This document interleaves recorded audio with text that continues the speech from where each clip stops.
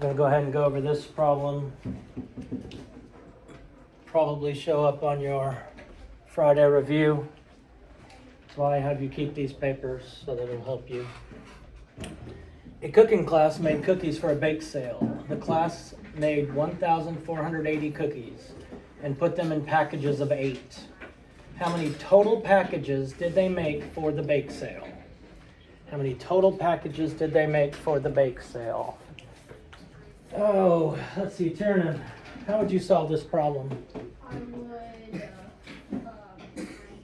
divide 1,480 divided by 8. 1,480 divided by 8. That's probably the way I would do it as well, because we know we're not going to have more than 1,480 packages, because we're taking those packages and putting them into bags, to different bags. Now there is something I've told you to do when you do division, and many of you just refuse to follow directions. Anybody remember what that is? Tiernan? Round. No, not round. Estimate. Okay, maybe estimate. We've also talked about writing the multiples to make life easier for you. But y'all are hard-headed and don't do it.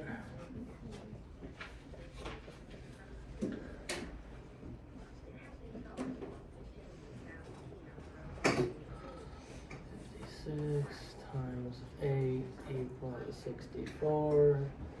9 equals 72. Y'all are hard-headed and don't do it this way. Yes, ma'am.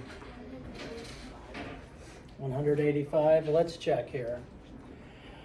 As we go through this, we ask, does 8 go into 1? No. I'm not going to have anything over the 1. Does 8 go into 14? Yes. Yes. My number is going to be greater than 99 and less than 999. It's going to be in the thousand or in the hundreds. I've got 3 digits. I need to have a digit over the 4, a digit over the 8, and a digit over the 0. So I'm going to have something in the ones place, the tens place, and the hundreds place. So now I look over here to see how many times 8 goes into 14. If I look at my multiples, the closest I can get to 14 without going over is 1. 8 times 1 is 8. I'm not lying to you when I say this makes your life easier if you list the multiples, I promise. It really does. And we subtract. Now we bring down the 8. I go back here. My tens place is figuring out how many times 8 goes into 68. So if I go over here, I look at my multiples. I want to see as close as I can get to 68 without going over. And it's 64, so it makes it 8. 8 times 8 is 64. Subtract. Bring down. I want to get as close to 40 as I can without going over. And 40 there is times 5. And that would make it 0. I like to check my work. Yes, sir. I was one number off. Okay, did you list the multiples? No. Okay. I'd like to check my work, so I could do 185 times 8, which I'm sure after you finish this problem you did it, so you could make sure you got your answer correct. 8 times 5 is 40.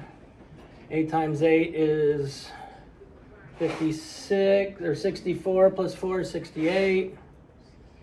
And 8 times 1 is 8, plus 6 is 14. And that's what we want it to equal.